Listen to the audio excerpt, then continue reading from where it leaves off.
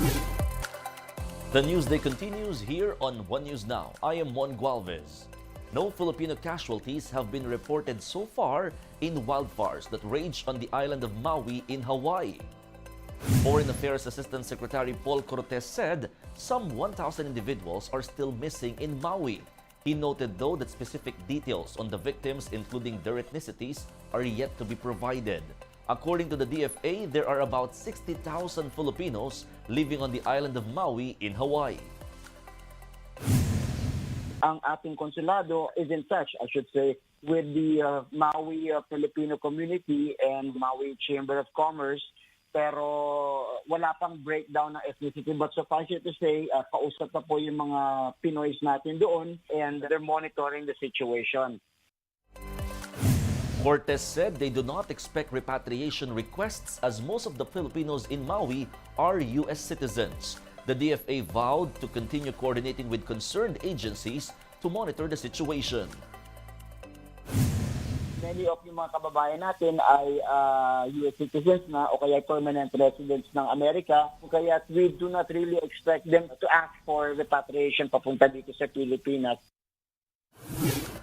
Wildfire evacuees in Maui shared their stories of survival after losing some of their loved ones and homes. The details in this video courtesy of the Associated Press. 1, 2, 3, Fire Strong! Mahalo, everybody. Thank you very much.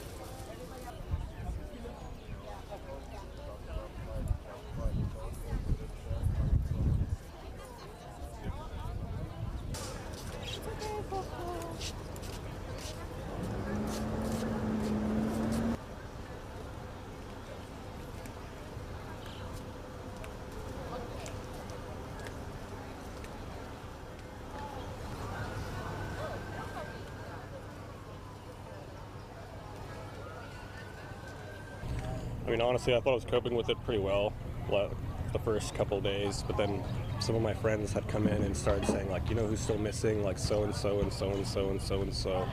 And I think that's when it started kind of like clicking in my head a little bit.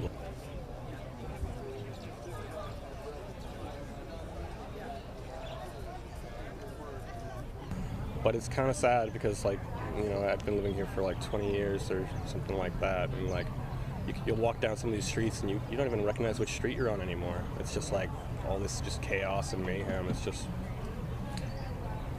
I'm just not sure. I'm not sure if it'll ever be the same, or like, you know, it's gonna be a long time if not. So it's just kind of hard in that way.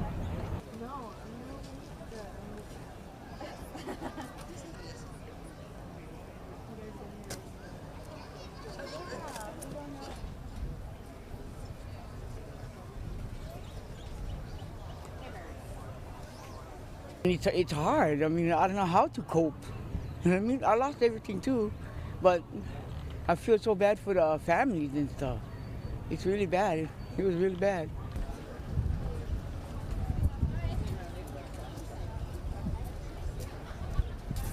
I heard, and I know some of the people died in the water when I was in the water. So that was really bad. I mean, I have never seen anything like this before. I'm never going to forget it.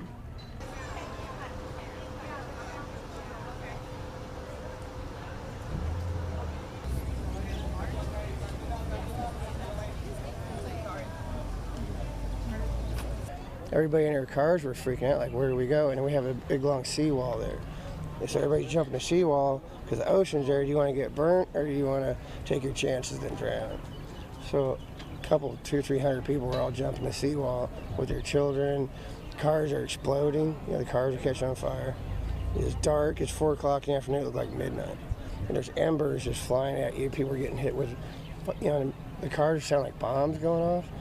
And I was just freaking out, you know. I mean, I've lived here a long time. Nobody's seen any kind of carnage like this.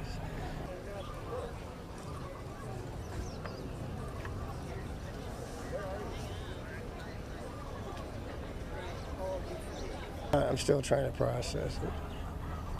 I don't know if I'll ever get over it. I lost my town. I lost my house. I mean, I'm not trying to be materialistic, but I mean, these are things I can't replace. It's not furniture and stuff like that. These are personal things, but plus I've lost friends, you know.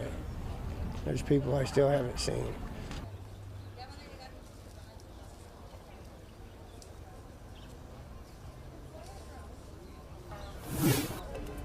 We'll be back with more stories after the break. Keep it here on One News.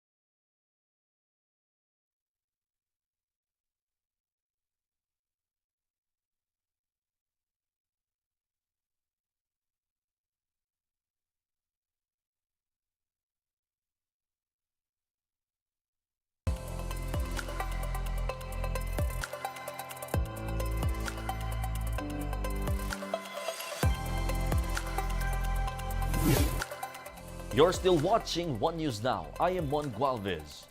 The Coast Guard is set to deploy more vessels for resupply missions in the Ayungin Shoal. JC Cosico with the report. The Armed Forces of the Philippines said the country will resist should China resort to forcefully removing the BRP Sierra Madre stationed at the Ayungin Shoal. This comes after the China Coast Guard used water cannons against Philippine vessels going to Ayungin Shoal for a resupply mission at the BRP Sierra Madre last week. Of course, we will resist. That is very speculative.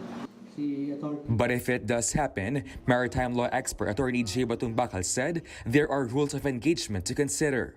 Meron ding mga standards yung mga responses, no? Yung tinatawag nating proportionality, no? At saka reasonability. Para din number one ma-control agad yung incident, no? Yung events. At maklaro din ano yung kumbaga maaring patunguhan nun. For now, the AFP is planning another resupply mission to Ayungin. The Philippine Coast Guard, for its part, said it's ready to provide more vessels to escort the AFP. The military is now urging China to stand down and consider the impact of their actions. China Coast Guard should behave. They should not resort to actions that are hostile because all the consequences that will arise from their singular hostile act will be blamed to them and to those above them. Meantime, amid the ongoing tension between China and the Philippines, a political analyst finds the idea of a joint patrol ridiculous. It's really quite funny, no? Kasi parang the problem with China, I think, is like they always employ this gray zone tactics. You cannot talk peace and have a gun. It's really hard for us to have this joint patrol with China. I think it's better that we explore it with other countries. With that said, the country is already ironing out the details of joint patrol operations with the United States. The National Security Council said there remains some logistical issues, but they hope to start the joint patrols in the West Philippine Sea by year-end. For News 5, JC Cosico, we are One News. Let's now take a quick look at other stories we're watching. The Volunteers Against Crime and Corruption urges President Marcos to apply an iron fist policy on the police. This comes following the killing of 17-year-old Jemboy Baltazar by policemen in Navotas. Vice President and Education Secretary Sara Duterte meets with the ambassadors of Nigeria and Qatar. In their separate meetings, Duterte discussed possible collaborations concerning the education sector. And Pag-asa reports an increase in heat index, particularly in Aurora, Cagayan, and Quezon. This is a result of monsoon breaks and easterlies or warm winds from the Pacific Ocean. And those are the top stories of the hour. Join us later at 4:30 p.m. as we continue to monitor the day's biggest stories. I am Mon Gualvez. We are One News.